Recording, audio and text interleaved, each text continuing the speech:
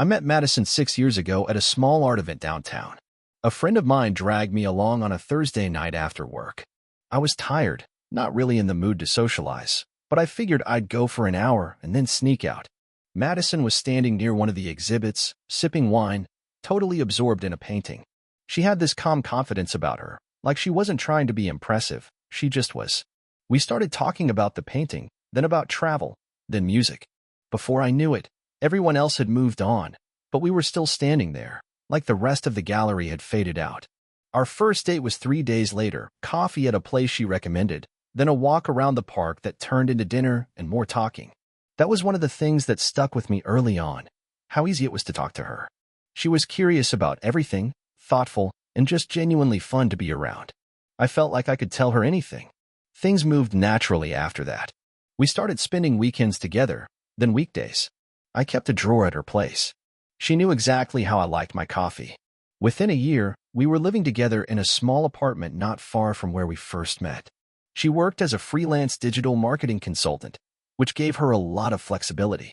I had a more structured job in logistics, so our schedules didn't always line up perfectly, but we made it work. We always did. Life together felt balanced. Madison brought energy into the room. She had a way of filling space without being overwhelming. She loved planning little surprises, even if it was something as small as bringing home a new kind of pasta or a weird candle she found at a pop-up shop. She made the place feel like home. I handled the more practical stuff, bills, fixing things around the apartment, making sure the car didn't fall apart. We complemented each other in a way that felt effortless. Weekends were our time. Saturday mornings at the farmer's market, Sunday afternoons lounging on the couch watching shows or reading. We weren't flashy. We didn't post much on social media. We just liked each other's company. And honestly, that felt like enough. Our families started spending more time together. She and my sister hit it off right away. Her parents were warm. Her mom especially, she always called me her bonus son when we visited. Everything felt solid. Predictable, but in the best way. Like we'd found something steady in a world that often isn't. I never questioned it. I never had a reason to. At least, not then. After we moved in together, things settled into a rhythm that felt comfortable, almost instinctual. Madison and I had our own ways of doing things, and somehow they just fit. She liked mornings slow and quiet. I liked having a plan. So I made breakfast while she took her time waking up.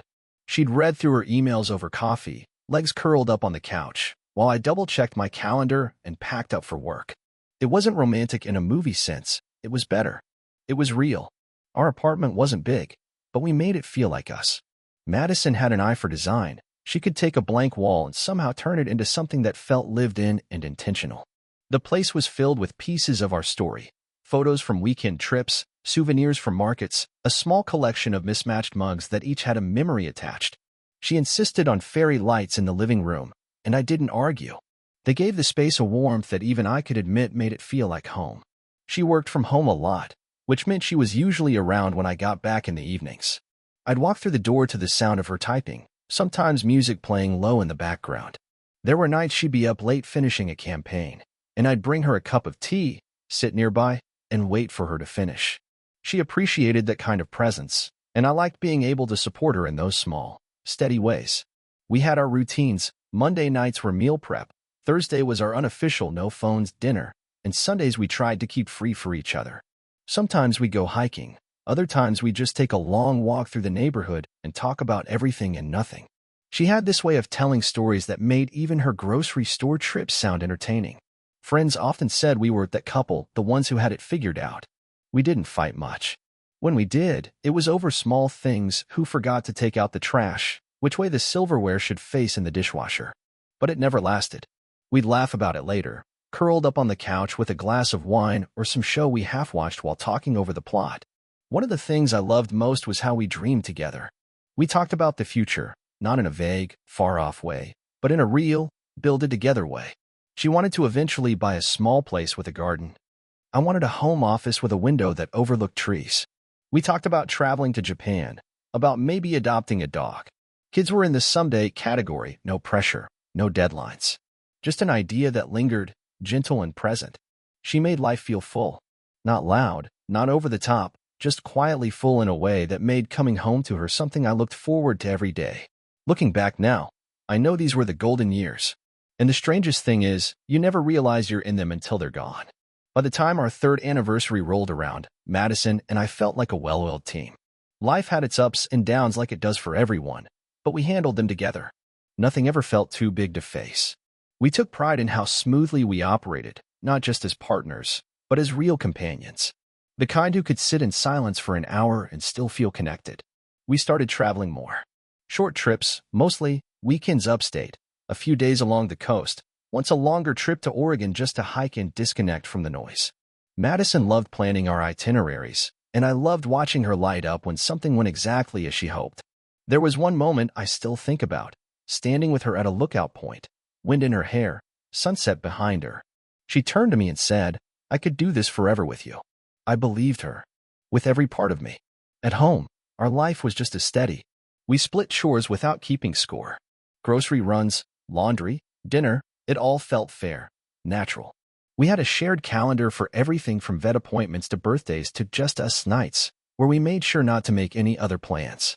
I know it sounds small, but those things mattered. They made the day-to-day feel intentional. Professionally, we were both doing well. My firm gave me more responsibility, and Madison had started getting recognition in her field. A few of her social media campaigns went viral, and suddenly she was being invited to speak at panels, collaborate with influencers. I was proud of her. She had drive, ambition, and she worked hard for everything she achieved. Some of our friends even joked she was the star of our relationship. I didn't mind that. If anything, it made me feel lucky. We also started talking seriously about the future, not just in vague hypotheticals, but in actual, concrete terms. Where we might move next. Whether we'd get a bigger place. When the right time would be to start thinking about marriage, not in a rush, but as a natural next step. We weren't in a hurry. We both agreed that when we did it, we wanted to do it right.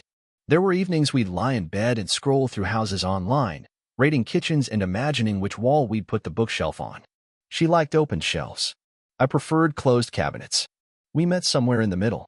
People always say the good years go fast. And they do. Looking back, those seasons of laughter and shared goals and lazy afternoons, they all blur together into a kind of warm hum. Familiar. Easy. And honestly, it felt like a life I'd spend the rest of my days in. I didn't know, then, that some promises start to fade before they break. And I had no reason to question any of it. Not yet. At that point, I still believed Madison and I were unshakable. Things started to feel different in small, almost imperceptible ways. If you had asked me at the time what was wrong, I wouldn't have been able to give you a clear answer. There wasn't a fight. No dramatic moment. Just a shift. A quiet, creeping sense that something wasn't quite the same. Madison had gotten more active online, and that wasn't surprising. Her job was rooted in digital media. But something changed in how she used it. Before, she'd share a behind-the-scenes shot of a campaign, maybe a clever caption under a product she liked. Now, it was selfies. Short videos. A lot more attention to how she looked, how she presented herself. She started posting more often, subtle flirtation in her tone, though never direct enough to confront. I noticed the way she'd turn her phone screen away when I walked into the room. I told myself I was being paranoid. She had every right to her privacy, and she'd never given me a reason to doubt her. Still, I couldn't help but feel the growing space between us. She laughed less when we talked. She started spending more time working late, even though she technically worked from home. Calls she'd take in the other room. Messages she wouldn't open in front of me. It was easy to dismiss at first. We were both busy. We were planning things, talking about wedding venues now, what kind of vibe we wanted for the ceremony. She'd send me Pinterest boards with ideas, say she wanted something small but classy. We had dinner with her parents one weekend, and everything seemed fine. Normal. But I still had this unsettled feeling under my skin. Like I was looking at something beautiful that had a crack just beneath the surface. One night, she was in the kitchen scrolling on her phone, smiling at something she didn't share. I asked, casually, "What's funny?" She looked up, too quickly, and said, "Just a meme." Then set the phone face down. I nodded, said nothing. But it sat with me longer than I expected. I told myself I was overthinking, that every couple goes through patches where things feel a little off. But I missed the version of her that used to leave her phone on the table without a second thought. The one who used to show me every dumb thing she laughed at, even when I didn't find it funny. It wasn't just the phone. It was the way she got dressed up when she didn't need to. The late-night walk she suddenly started taking to clear her head. The shift in how she touched me, more distracted, less present. I could feel her slipping, and I didn't know if I was imagining it or finally waking up to something I hadn't seen before. Still, I didn't press her. I didn't accuse. I didn't even know what I'd be accusing her of. I told myself to be patient, to trust the woman I'd built a life with. But deep down, something had started to change in me too. I was watching more closely now. It's strange how quickly comfort can turn into doubt, how the routines that once made you feel close to someone can suddenly feel like a disguise. That's what those weeks were like. Everything looked the same on the surface, but underneath, the tone of our life was shifting. Like we were still reading the same script, but she had changed the ending without telling me. Madison had gotten more secretive without being obvious. She still kissed me goodbye in the mornings. Still laughed at my jokes. Still curled up next to me on the couch some nights. But there was something missing in her eyes when she looked at me. Something I used to count on that wasn't there anymore. Her attention, maybe. Her curiosity. I don't know. It was like she was watching the clock even when she was smiling. She started going out more. Networking events, she said. Girls' nights. Photo shoots. I didn't question it at first. This was her world. She was always juggling clients and influencers, and her schedule had never been 9 to 5. But I started noticing patterns. Nights where she came home later and later. Times when she said she was with one friend, but tagged in a post somewhere else entirely. Nothing big. Nothing that couldn't be explained. But enough to make me pause. One night, I came home to find her already in bed, phone in hand, face glowing from the screen. I kissed her on the cheek and asked how her day was. She answered without looking up. Busy. Exhausting. I just want to zone out. I nodded and went to shower. When I came back, the phone was face down on the nightstand, her eyes closed, breathing slow like she was already asleep. But her hands were still twitching, like she'd just put it down. I know that sounds like a small thing. It probably was. But these small things started piling up. A few days later, I noticed she had changed her phone password. That one hurt more than I expected it to. I hadn't checked her phone in years, never felt the need to, but knowing I suddenly couldn't made me feel like I'd lost access to more than just a device. I asked her about it, lightly. She laughed. Oh, I changed it for security. I've got so many accounts on there now, client stuff, you know. She said it smoothly, like she'd rehearsed it. That night, I laid in bed staring at the ceiling while she scrolled beside me. I wasn't angry. Not yet. I wasn't suspicious in the way people in movies are, digging through drawers and checking browser history. I just felt off.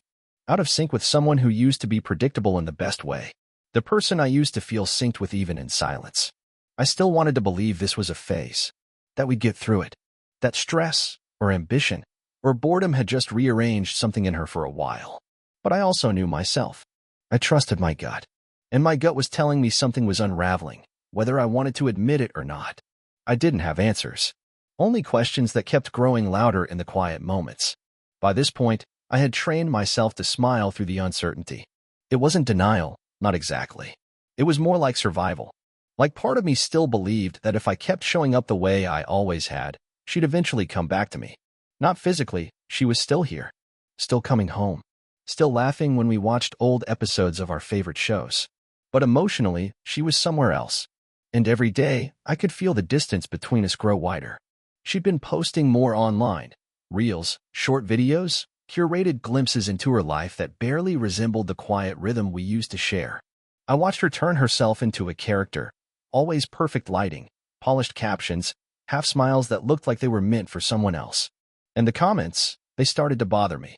Men I'd never seen, leaving compliments, little inside jokes that didn't include me. She always brushed them off. They're just followers, she said once, with a roll of her eyes. It's part of the brand. But something about it didn't sit right. We'd be out to dinner, and she'd excuse herself for long stretches. Just a quick call with a client, returning with her lipstick freshly reapplied, and a look in her eyes like she'd just stepped back from another world entirely. One night, I caught her smiling at her phone in a way that used to be reserved for me. When I asked, "What's so funny?" she waved me off with a tired, "Nothing. Just Claire sending me memes." I knew Claire's sense of humor. That smile didn't match. She started sleeping in later, staying up later. Always on her phone. Always distracted. I'd wake up in the middle of the night and feel her side of the bed empty, the faint glow of her screen coming from the hallway. "Just couldn't sleep," she'd say, every time. I stopped asking. It felt worse somehow, pretending I believed her. And yet, I never confronted her. Not because I didn't want to know, but because I wasn't sure I could handle what I might find. There was something terrifying about the in-between space I was living in, not knowing if the person you love is slipping away or if you're just losing your mind. Around this time, her best friend began acting strangely toward me. Zoe had always been friendly, borderline blunt, but that was just her way. Lately, though, she seemed awkward, avoiding eye contact, canceling plans. Once, I caught her watching me at a party with this expression I couldn't place. Guilt, maybe? Or pity? That look haunted me more than any message or late-night whisper ever could. I didn't have proof. No damning texts, no lipstick on collars. Just a slow withdrawal. A change in tone. A version of Madison that looked like her, sounded like her, but didn't feel like her anymore. I wasn't angry. I was unsettled. Like I was walking barefoot in a house that used to be warm. Only now the floor was cold, and every light was dimmed just enough to make you question where you were. Still, I held on. Because I didn't know what else to do. Because the truth, whatever it was, wasn't knocking yet. But I knew it was coming. Despite the tension that had quietly built between us, Madison pushed forward with the wedding planning like everything was fine. Maybe that's what made it harder to grasp. How convincing she was when she wanted to be. One minute she was distracted, scrolling through her phone in another room. The next, she was sitting across from me with a wedding planner notebook, talking about linen colors and signature cocktails. I went along with it. I told myself maybe this was her way of reconnecting. That maybe we'd find our rhythm again in the middle of cake tastings and floral arrangements. So when she brought up setting a date, I agreed. When she called her parents to tell them, I smiled through it. And when we booked the venue, a beautiful place just outside the city with tall windows and a wide garden, I felt something like hope flicker back into me. We started meeting with vendors, touring spaces, collecting quotes. She took the lead on most of it. That was always her way, organized, determined, always 2 steps ahead.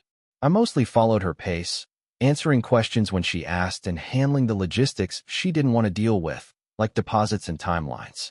It was work, but it was the kind of work I didn't mind doing for someone I loved. Or at least, someone I thought I still knew. Friends and family were excited. Her mother cried when she saw Madison trying on dresses. My brother offered to be my best man without hesitation. Everyone assumed we were the couple that had it all figured out. I kept wondering if Madison saw the same cracks I did, or if she was just better at pretending. She got more active online again, posting little updates about the planning process. The ring, the dress, the countdown. She even started a small wedding-focused page, chronicling every detail like it was part of a brand campaign. And maybe that's what it was to her. Another project. A performance. I remember one night, sitting beside her on the couch as she drafted captions for a wedding mood board post. I looked at her, really looked, and asked, "Are you happy?" She didn't even glance up from her screen. "Of course I am," she said. Then she kissed me absent-mindedly and kept typing. That answer sat with me. In the days that followed, we sent out invitations, finalized the catering, picked a first dance song, something soft and slow, chosen more for aesthetics than meaning. And with every checkbox we ticked off, I kept waiting to feel the kind of joy I'd always imagined I'd feel planning a wedding. Instead, I felt like I was walking deeper into a place I didn't recognize, following someone who no longer felt like my partner. But I smiled. I posed for the engagement photos. I made the calls. I stood next to her at family dinners as she showed everyone the seating chart and talked about how this would be the most unforgettable day of our lives. She was right about that, but not in the way either of us expected. It happened the night before the wedding. I'd just gotten back from a late dinner with my brother and a couple of close friends, something low-key, just to settle the nerves before the big day. Madison had gone to stay at a hotel with her bridal party, part of the last night as a single-woman tradition. We texted briefly before bed. She sent a photo of the girls in matching robes, glasses of champagne raised, all smiles. "Can't believe it's tomorrow," she wrote. "Love you so much." I stared at the message longer than I probably should have, trying to convince myself I still believed the words. Then, at 12:32 a.m., my phone lit up again. It was a message from a guy I barely knew, Tyler, a friend of a friend. We'd crossed paths a few times at gatherings, but had never had a real conversation. His message was short, direct. "Hey man, I'm sorry. You need to see this before tomorrow." There was a link attached. My chest tightened the moment I saw it. For a second, I considered not clicking it. Maybe part of me already knew. Maybe I'd known for weeks, but just didn't want to admit it. But I did click it. It opened a video, low quality, clearly taken from someone's phone, but unmistakable. Madison, in a room that wasn't ours. In clothes I'd never seen. Laughing, flirting, pulling a guy close. Then more, too much. Kissing. Hands everywhere. Her voice giggling in a way that used to belong to me. My heart dropped. The video was public. On a website I won't name. It had been there for weeks. The username was hers, maybe an alias, maybe not. But it was definitely her in the video. Different settings, different clothes, different men. Multiple clips, multiple nights. She hadn't just cheated. She had posted it all. My stomach turned. My hands went cold. I couldn't look away, but every second twisted deeper into something I didn't think I could feel. Humiliation, betrayal, disbelief. They all hit at once, like a wave I couldn't stand up in. I called Tyler. He answered immediately. Man, I'm sorry. I found it by accident. I recognized her. I didn't want you going into tomorrow blind. I don't remember what I said to him. I barely remember hanging up. I just sat there in silence, the glow of my phone lighting up the darkness in the room, showing me everything I needed to know. All the lies, all the smiles, all the plans we'd made. Gone. I didn't sleep that night. I didn't cry. I just sat in the same spot, heart pounding, thoughts racing, trying to figure out what the hell I was going to do. And by morning, I knew exactly how I was going to end it. I didn't cancel the wedding. Not officially. Not with her. I let the day arrive exactly as we had planned. The flowers were delivered. The tables were arranged. The band was set to play. The venue, an old estate just outside the city, looked like something out of a dream. And I let it. I let the dream run all the way to its bitter end. Because I wanted her to see it collapse in real time. I wanted her to feel it. That morning, I texted her like nothing was wrong. Told her I'd see her at the venue, that I loved her. She responded with a heart emoji and can't wait to be your wife. By the time she was getting dressed, I had already made the calls. I told my parents. I told hers. I told our closest friends, one by one. The wedding was off. No explanation, just a calm, final statement. You don't need to come. There will be no wedding today. Most didn't believe me at first. Some were already en route. But as word spread, the truth began to take shape. I didn't offer details. I didn't have to. The silence told them everything. I drove to the venue alone. The place was nearly empty, save for a few staff who were still setting up. Madison was scheduled to arrive an hour later with her bridesmaids. I got there first, carrying a USB drive and a simple instruction. Play this when she walks in. Then I waited. When she finally arrived, in full makeup, her dress pristine, her smile bright enough to light a room, I stood quietly at the back of the hall and watched the moment unfold. She walked in expecting applause, love, a new chapter. What she got was silence, and a screen flickering to life. The footage played without introduction. A compilation of the videos Tyler had shown me. Her voice, her body, her laughter, fake and distant. Her betrayal, now 10 feet tall for the entire empty room to witness. She froze. Her mouth parted slightly, but no words came. Her bouquet slipped from her hand. One of her bridesmaids gasped and covered her mouth. Another turned away. Madison's expression went from confusion to horror to something else entirely, shame, maybe, or just the realization that she wasn't in control of the narrative anymore. I stepped forward, slow and steady. It's over, I said. She didn't respond. Couldn't. Her face was drained of color. I left her there, in the middle of the venue she chose, wearing the dress she had obsessed over for months, surrounded by the ruins of the life she thought she was building with me. Back home, I changed the locks. Every key she had no longer worked. Her belongings were left in boxes on the porch. Every joint account had already been closed. Every dollar that could be traced back to me had been rerouted. She always prided herself on how independent she was, how she built everything herself. Turns out, she didn't know just how much I was holding up behind the scenes. She called. She texted. Voicemails flooded in, first angry, then tearful, then hollow. I didn't answer any of them. Not one. I blocked her number. Blocked her emails. Shut the door on every path she might have used to reach me. Because this wasn't just about betrayal. It was about respect. About dignity. And she had treated both like disposable props in the life she curated for strangers on the internet. So I gave her something real. The fallout she never saw coming. In the weeks that followed, I lived in a strange, surreal quiet. The kind that comes after a storm flattens everything and leaves you standing in the wreckage, unsure what to pick up first. The house was mine again, truly mine. No more perfume clinging to the curtains. No more half-finished smoothies left on the counter. No more pretending. For the first time in years, I sat in my kitchen and listened to the silence without feeling like I needed to fill it. I stopped checking my phone. I stopped wondering where she was, who she was texting, what version of herself she was uploading to the internet. I stopped trying to salvage something that never really belonged to me in the end. I won't lie and say it didn't hurt. It did. Deeply. But it was a clean kind of pain, the kind that heals instead of festers. There was no more guessing. No more hoping she'd return to the person I once knew. That person didn't exist anymore. Maybe she never really did. I focused on myself for the first time in a long time. I joined a gym, took long drives with no destination, reconnected with old friends I'd quietly lost touch with during the years I spent wrapped around Madison's world.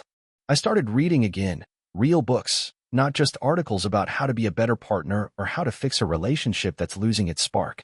I stopped looking for fixes. I started building something new. And then, unexpectedly, I met someone. Her name was Jordan. We met at a local community event, a food truck rally I almost skipped. She was standing in line behind me, impatient about the wait time and making me laugh with sarcastic comments about how tacos should never take 40 minutes. It wasn't a dramatic, cinematic moment. It was just easy. And after everything I'd been through, easy felt like a miracle. We went on a few dates. She wasn't overly polished. She didn't try to perform for anyone. She listened when I talked. She asked thoughtful questions. She wasn't Madison, and that was the best part. I didn't tell her everything right away. I didn't want to drag the past into something that had barely begun. But when I eventually did tell her about the cheating, the videos, the wedding day that never happened, she didn't flinch. She just said, "You didn't deserve that. I'm glad you walked away." And I realized in that moment, I wasn't broken, just bruised. Life didn't magically fix itself overnight, but it started moving forward again. Steady, honest, real. I don't know where things with Jordan will go. I'm not rushing it. I'm not looking to replace what I lost, because what I lost was never truly mine to begin with. What I have now is something better. A clean slate. A chance to build a life with someone who values truth over appearances. And after everything, that's enough. A year has passed since the day I walked out of that wedding hall and left Madison behind in the ruins of her own deception. A year since I watched her smile fade into panic as the truth unraveled right in front of her. In some ways, it feels like another lifetime. In others, it still echoes quietly through certain parts of me, reminders of what happens when you give someone your heart without making sure they're holding their own. She never stopped trying to reach out. For months after, she created new numbers, email addresses, even fake social profiles just to message me. Sometimes apologizing, sometimes raging, sometimes claiming she didn't know what she was doing, that it wasn't her.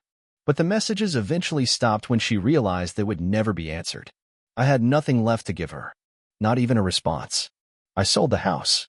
Too many ghosts in those walls. Too many nights spent staring at a door waiting for her to walk in and be someone she never was. I moved 2 towns over, found a place with sunlight in the mornings and a porch where I can drink my coffee without the weight of old memories sitting beside me. It's smaller, quieter, but it feels like mine. Jordan's still around.